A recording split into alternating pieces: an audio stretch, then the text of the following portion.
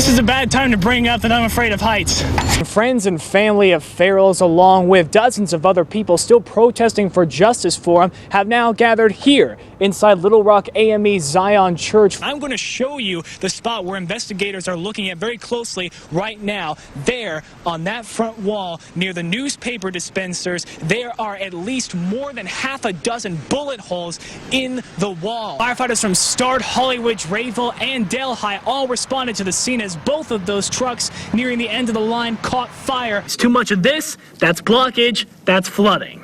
One truck, 2, 3, 4, 5. That's the distance, Heather and Jared. 5 truck widths right there. The truck drivers recommend that you keep between yourself and them. Well, there are some passengers that are stranded here at Charlotte Douglas International Airport until Monday, even though their flights didn't intend to originally take them to this airport in the first place. All of these delays and all of this frustration stems from a single technical malfunction that wound up impacting flights across the East Coast.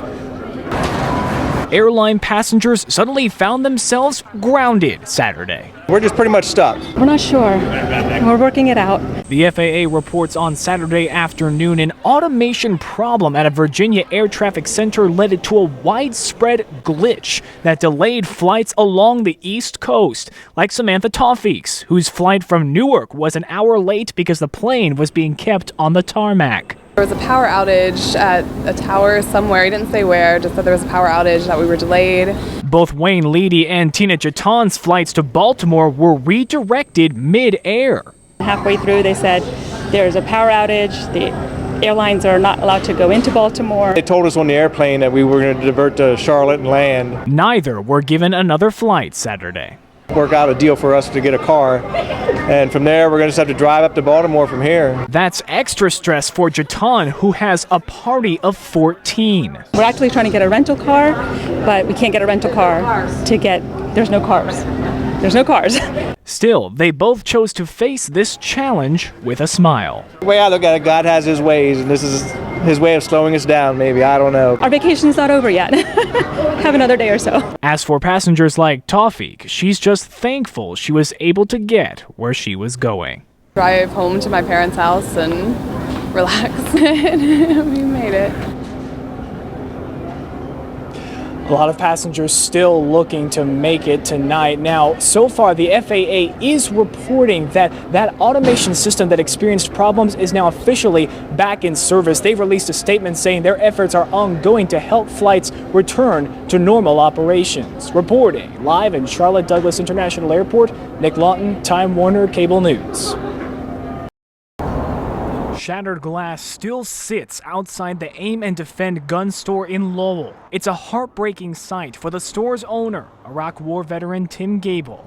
What hurts, though, is going in there and seeing the broken glass and the missing guns and, knowing how much work and time we've put into developing this business. Lowell police said 2 robbers broke into the store Sunday night. This surveillance footage shows them breaking in through a window and going straight for the pistol display case. The suspects took off with 16 pistols, leaving just minutes before police arrived.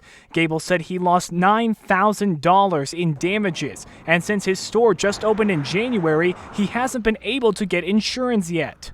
You hate to see the guns go out onto the street knowing that they're going to be going into criminals' hands, people that aren't legally obtaining firearms. Now, he's warning everyone to keep an eye out for suspicious gun dealings. You want to make sure they have the proper paperwork. You want to check an actual valid identification card. The 4-year Iraq War veteran said he has friends and family wanting to start fundraisers for him. He said he's not asking for handouts, just for the community to come together.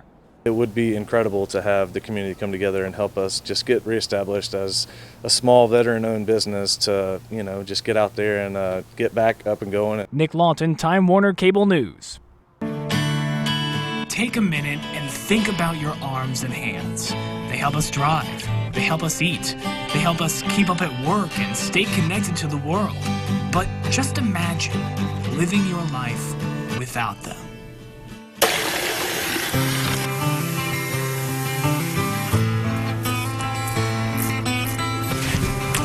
Well, no blood. We did okay.